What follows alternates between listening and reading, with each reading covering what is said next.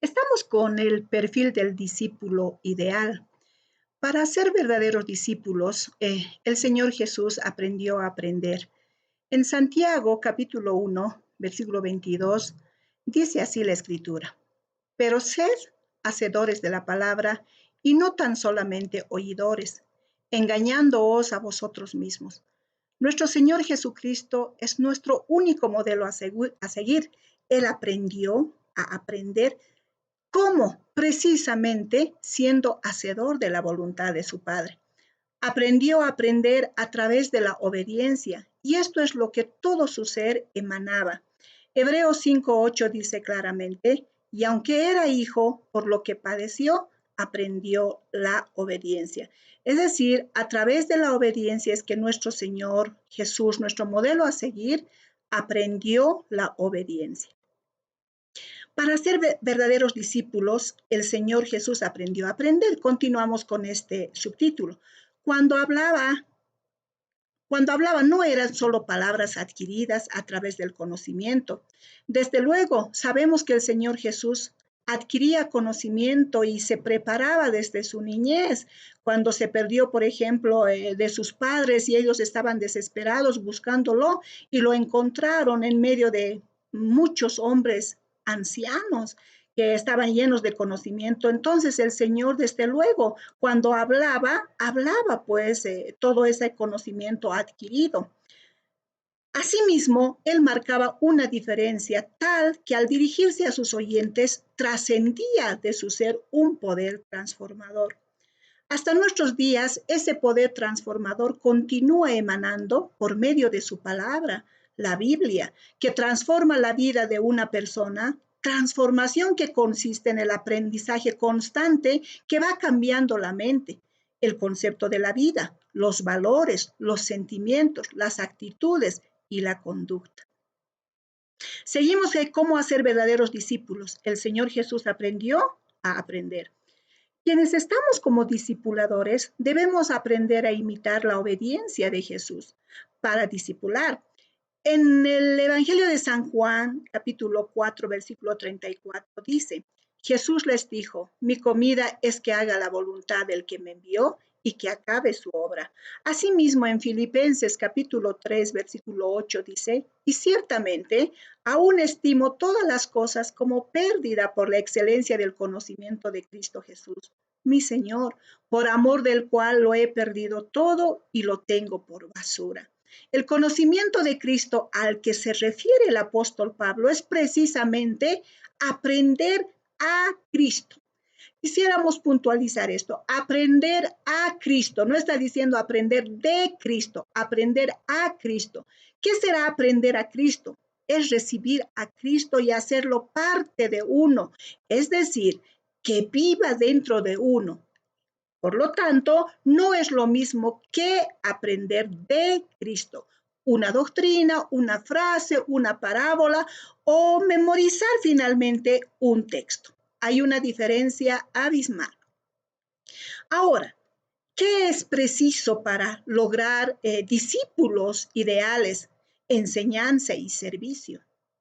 Nuestro Señor Jesucristo revolucionó la pedagogía de su tiempo al emplear métodos, estrategias y aún técnicas, como por ejemplo enseñaba a través de historias, enseñaba a través de parábolas, enseñaba a través del lenguaje simbólico.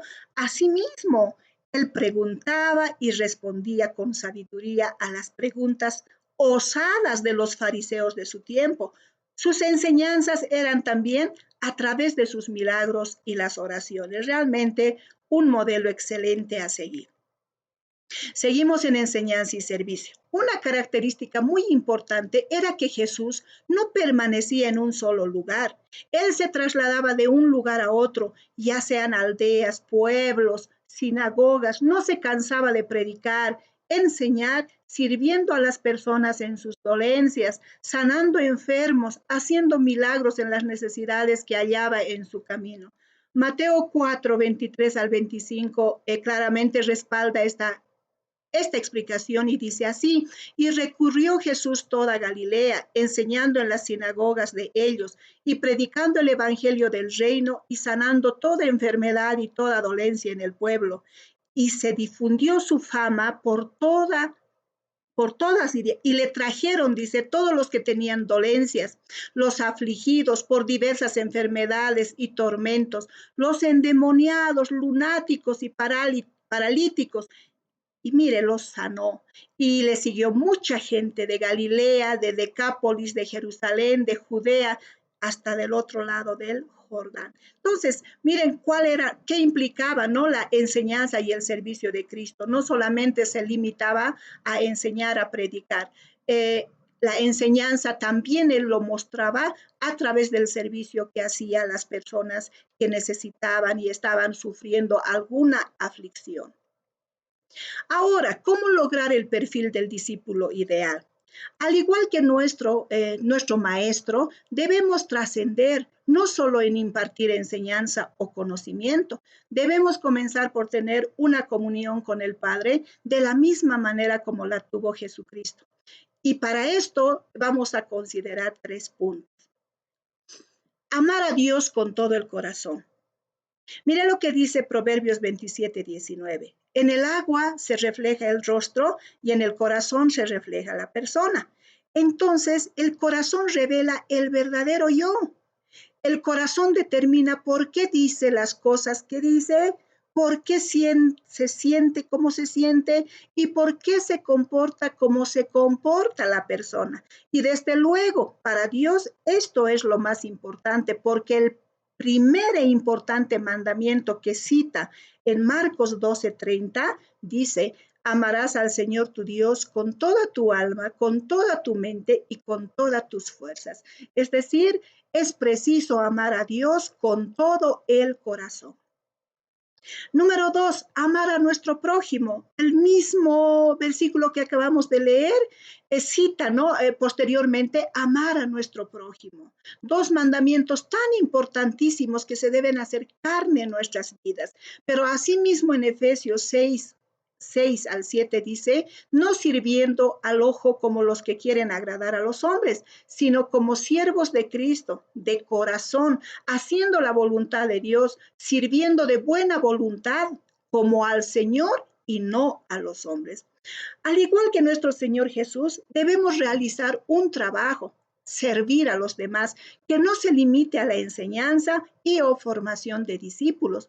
Para lograr discípulos ideales debemos servir y enseñar a servir por amor, sin esperar nada a cambio. De esto se trata el servicio verdadero, de eso se trataba el servicio del Señor Jesucristo y de esto tiene que tratarse nuestro servicio a nuestro prójimo, más aún estando en la posición de pastores.